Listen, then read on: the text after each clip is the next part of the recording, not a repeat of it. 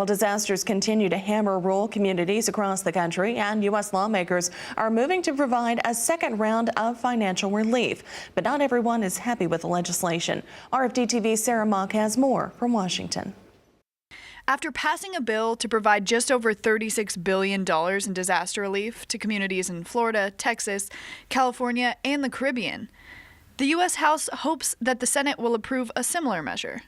By acting quickly on this emergency supplemental, we are sending a strong message that we are here for disaster victims, including our fellow citizens in Puerto Rico and the U.S. Virgin Islands.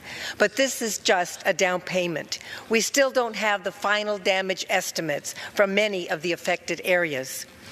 In the coming weeks and months, we will need to once again support FEMA's continued recovery efforts. But some say the bill fell short for agricultural producers, especially given that $5 billion for assistance for Florida citrus growers was not included in the bill. This supplemental leaves much to be desired. It neglects to include SBA loans for small businesses and homeowners, as well as making smart investments in our ports, coastlines, water systems, and electrical grids.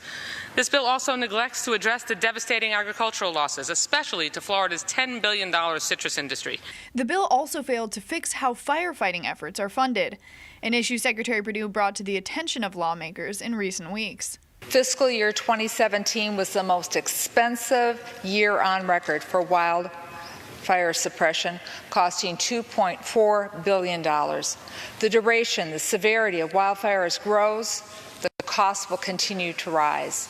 Unfortunately, once again, we've missed the opportunity to fix the way the federal government funds wildfire suppression.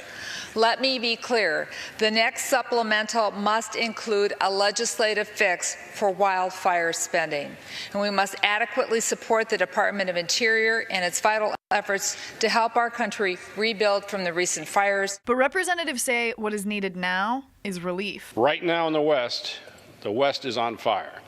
In my home state of California, firefighters are battling 22 large wildfires that have burned nearly 170,000 acres.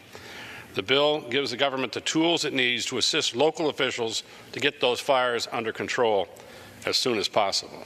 69 Republicans voted against the House bill, citing cost concerns, particularly after nearly $16 billion was allocated to disaster relief earlier this fall, and costs are only expected to rise.